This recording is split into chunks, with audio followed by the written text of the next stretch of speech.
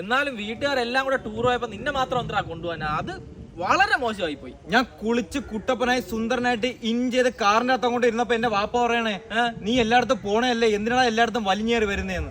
വാപ്പ അങ്ങനെ പറഞ്ഞ? അതൊന്ന് കണ്ട് സംസാരിക്കണം. എന്റെ അവസ്ഥ പറഞ്ഞാൽ മനസ്സിലാവില്ല. നമ്മളെ മന്തിയിലെ കുരുമുളകിന്റെ അവസ്ഥയാണ്. എടുത്ത് തെറിപ്പിച്ചളഞ്ഞപ്പോഴേ.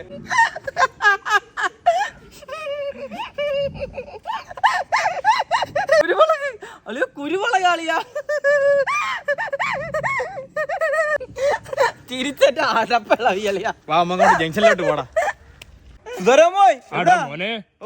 ഫാമിലി ട്രിപ്പ് പോയി. മറ്റേ രാഘവനൊക്കെ മറ്റേ വാട്സപ്പിലൊക്കെ ഫോട്ടോ അയച്ചു തന്നു. ഞാനും പോവാൻ വേണ്ടി നിന്നാണ് മാമ. ഒരുങ്ങി ഇൻ ചെയ്ത് വണ്ടിക്കകത്തോടെ അങ്ങോട്ട് കേറി വാപ്പ പറഞ്ഞ് എണീറ്റ് പോടാന്ന്. അതെന്ന് വെച്ചാൽ എന്റെ അവസ്ഥ എന്ന് വെച്ചാലേ നമ്മളെ മന്തിയിലെ കുരുമുളകിന്റെ അവസ്ഥ എടുത്ത് തെറിപ്പിച്ച ഞങ്ങളല്ലേ.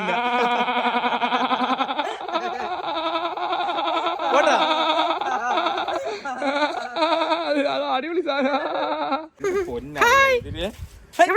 നളിനി ചേച്ചി നടക്കാറിങ്ങിയ ചേച്ചി പറഞ്ഞത്. ചേച്ചി ഞാൻ രാവിലെ ഒരുങ്ങി കുളിച്ച് കുട്ടപ്പനായിട്ട് വണ്ടി കയറി ഇരുന്നപ്പോ വാപ്പ പറയണേ ഇറങ്ങി പോടാന്ന്. എന്റെ അവസ്ഥ എന്തിനാന്നറിയോ ചേച്ചി? മറ്റേ മന്തിയിലെ കുരുമുളകിന്റെ അവസ്ഥയാണ്. കണ്ടോടെ തെറിപ്പിച്ച ചേച്ചി. എവിടെ പോണ്ടാക്കളെ ചേട്ടോ?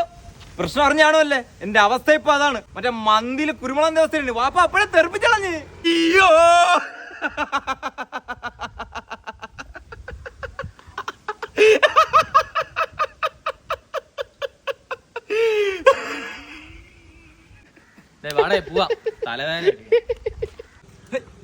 ചേട്ടോ അറിഞ്ഞാണോല്ലോ അല്ലേ? എന്റെ അവസ്ഥ എന്ന് പറഞ്ഞാലേ വല്ലാത്ത അവസ്ഥയാണ്. ഒരു മന്തിയിലെ കുരുമുളകിന്റെ അവസ്ഥ എടുത്ത് അപ്പഴേ വാപ്പ തെറിപ്പിച്ചളഞ്ഞ്. മന്തിയിലെ കുരുമുളക് എടുത്ത് തെറിപ്പിച്ചളഞ്ഞ്.